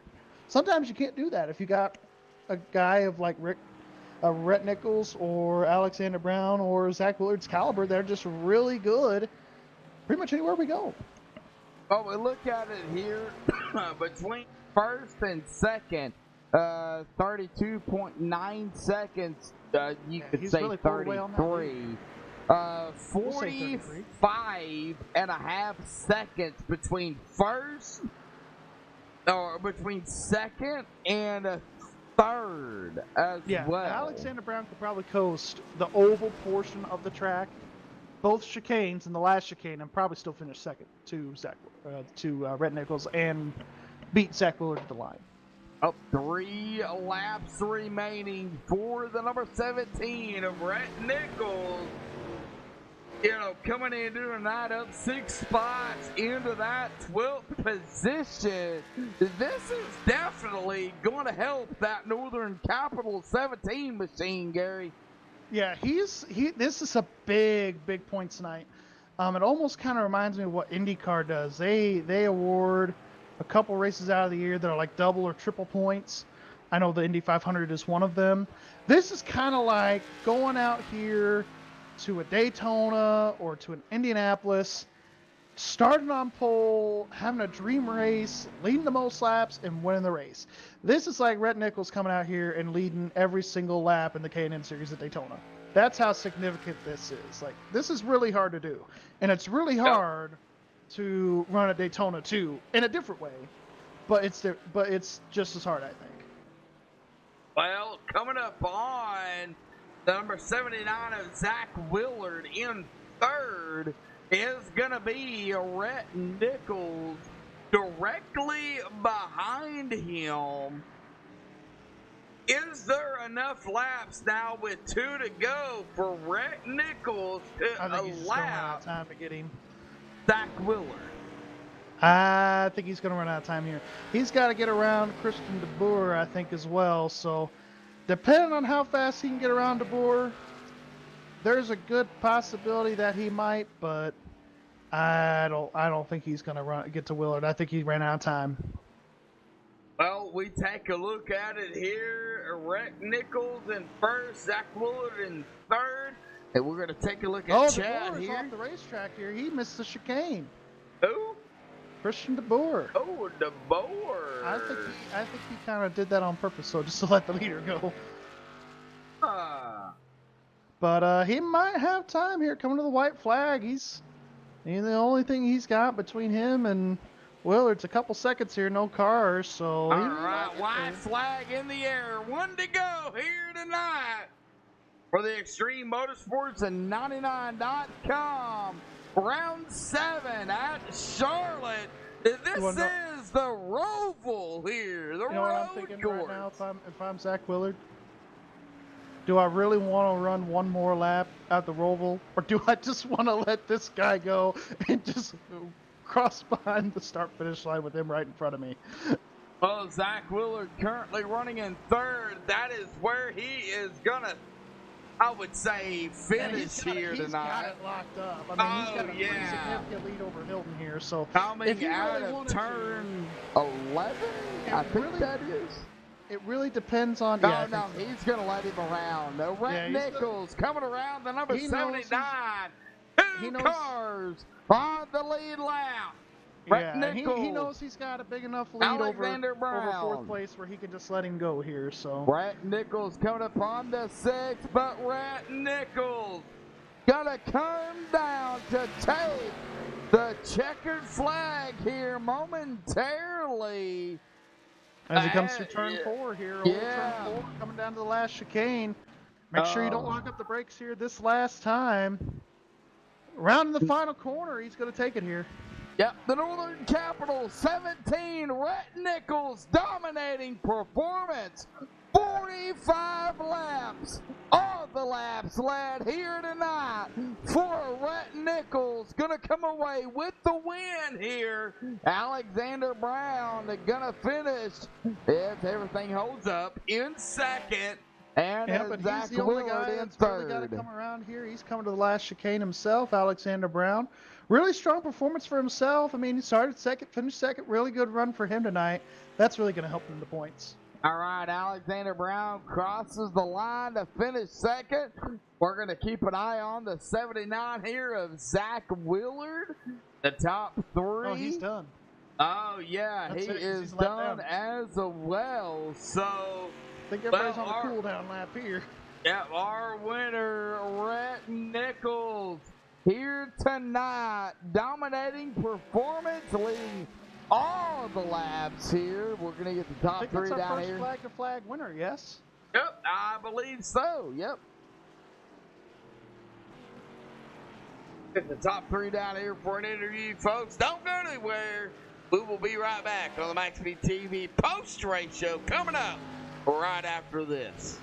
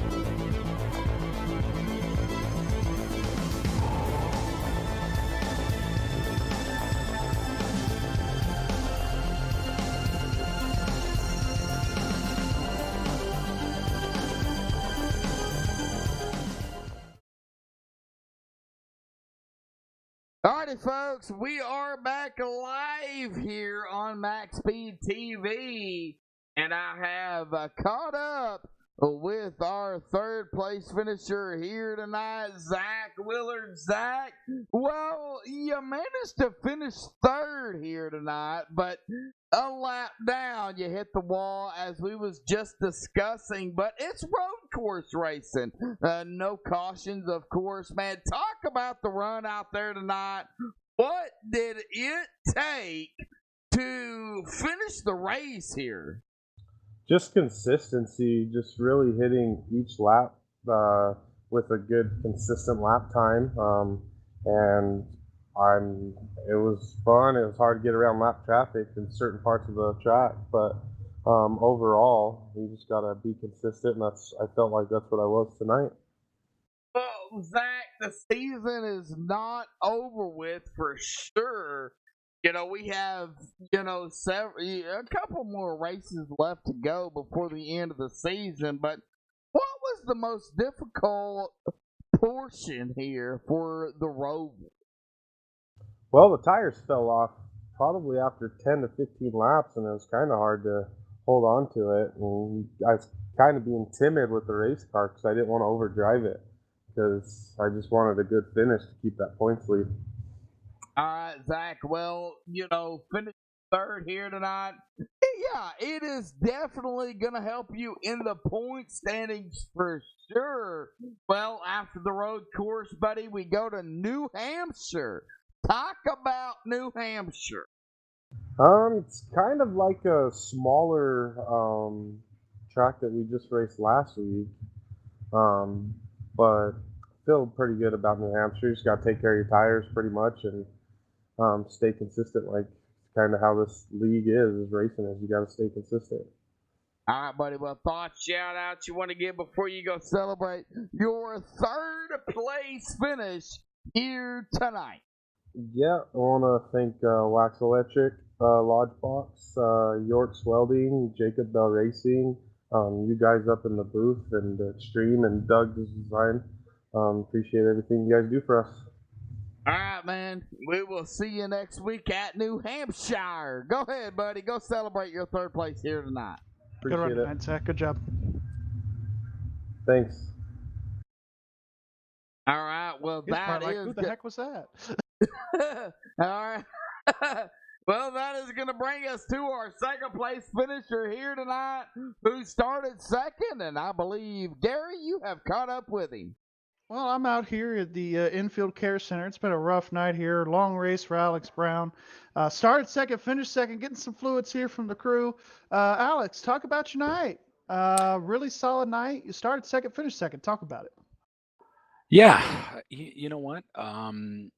That was a lot of fun. I had a heck of a lot of fun. I've been practicing the whole week and smiling and getting a little faster and getting a little faster and getting a little faster. And then I finally got to the race and qualified second. And was feeling pretty good. And I think it came down to inexperience of how to deal with the traffic there at the end. But that was a lot of fun. Yeah, you were actually the second and only other car to finish on the lead lap tonight. Looked like you got through at second best, but really, what was really the hardest thing for you tonight? I know you alluded to lap traffic. Was it just timing of where to make those passes? Yeah, I mean, there were. I think I was just catching people. Like I caught them in the last section there before the backstretch a few times, and then I slowed down, and I didn't know if I should be communicating to them, say, "Hey guys, I'm coming up on you," or being a little more aggressive and just saying, "No, I'm just going to take this spot." But I mean, after a certain point, I realized, okay, barring a huge mistake by Rhett there, I was finishing second, so it was just kind of like taking my time, getting in the groove, and just being happy where I was. Yeah, definitely. Sometimes you just have to realize, hey, this is where I'm at. This is going to be a really good point stay, and kind of move on from there. But next week we go to New Hampshire. That's kind of like similar to Gateway and kind of similar to Martinsville in a way too, just being flat and really fast. What's kind of your focal point for next week? What's kind of going to be your main focus? It's gonna be the same thing. I mean, you got to save the tires. You gotta be aggressive. I don't know. I think I'm starting to get the hang of this. I mean, we've talked a few times over the this is 7 weeks now that I'm knocking off the rust, but I think I'm getting used to this, and I feel like I'm gonna go in with some confidence with the way I finished sixth there at Gateway last week. So, same strategy. Hopefully, a little longer runs. Yeah, absolutely. But finish second here tonight. Any shout outs or thank yous you want to give out before we let you go and celebrate?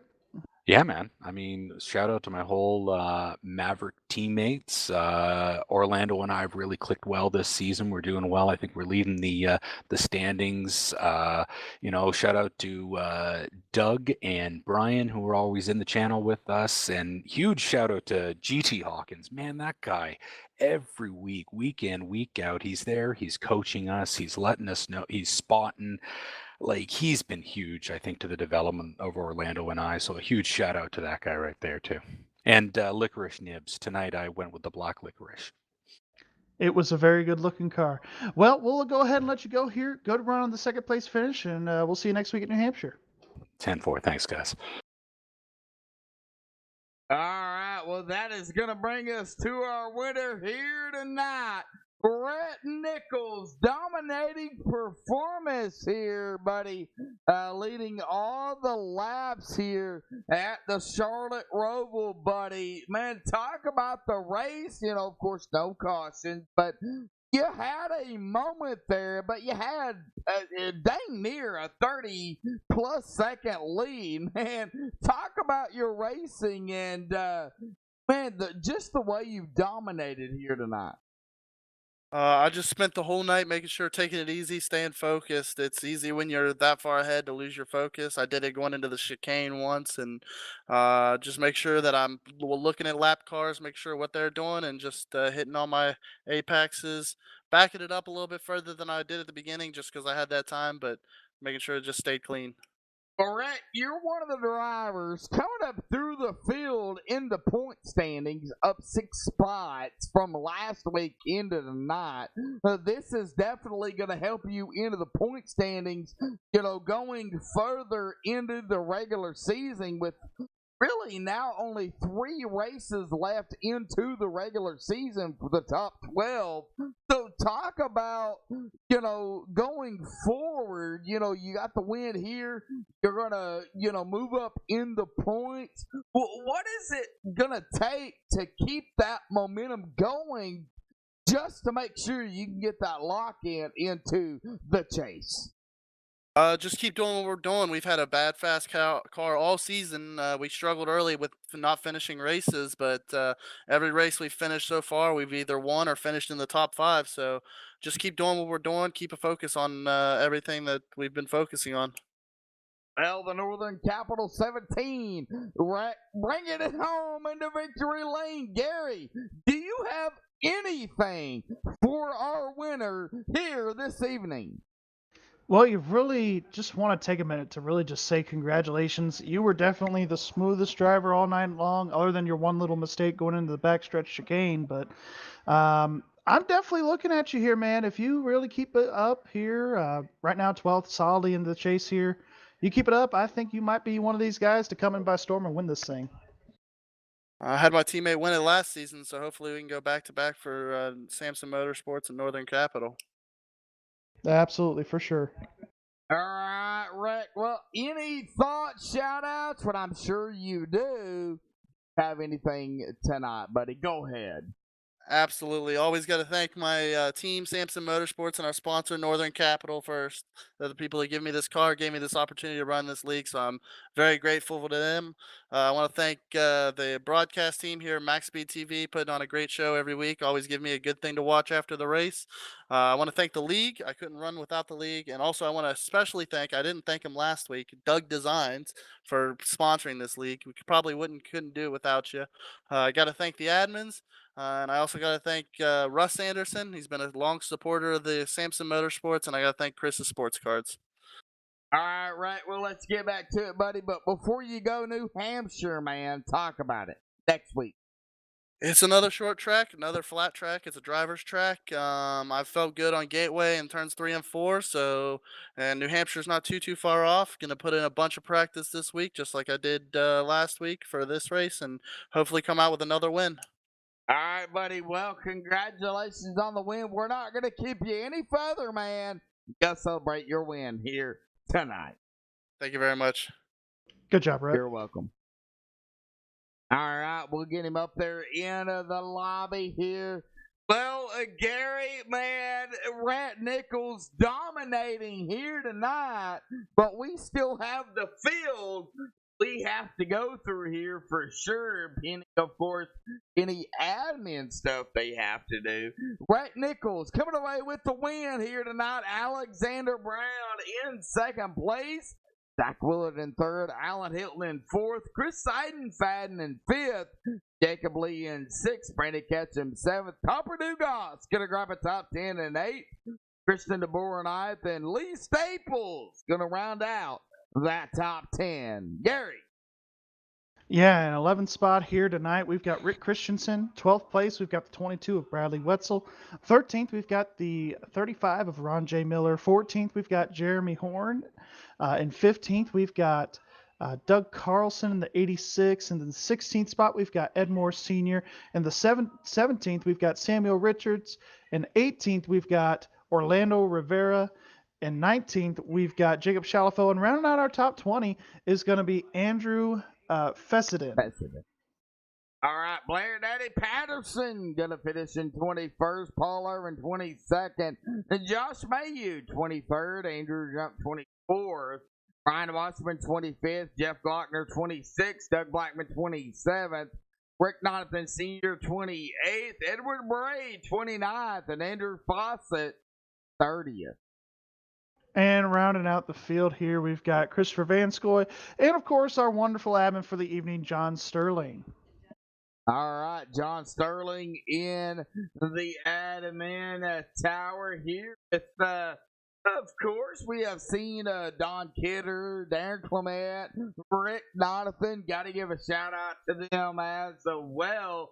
But our winner here tonight, Rhett Nichols, with the road course, round 7. Gary, well, next week, buddy, for the K&N Series, New Hampshire, man, that is going to be another interesting race, but there's no right turns. Yeah, no right turns there. Honestly, this is kind of one of those races I've circled on the calendar as a broadcaster. Just really looking forward to this. I've always ran pretty well at New Hampshire on iRacing and other forms of racing that isn't iRacing. So this race next week is really going to be one that I'm looking forward to. Alrighty, folks. Well, that is going to do it here for MaxSpeedTV. Myself, Joshua Medlock, Gary Wells on the mic for you here tonight for the Doug Designs Can-Am Pro Series for Extreme Motorsports and 99.com. Tomorrow night, the Northern Capital Truck Series. Well, guess what, folks? We're going to be racing it up here yet again at 8:30 Eastern Time, 7:30 Central. You can catch all the action right here. So stay tuned, folks. Until next time, stay safe and have a good night.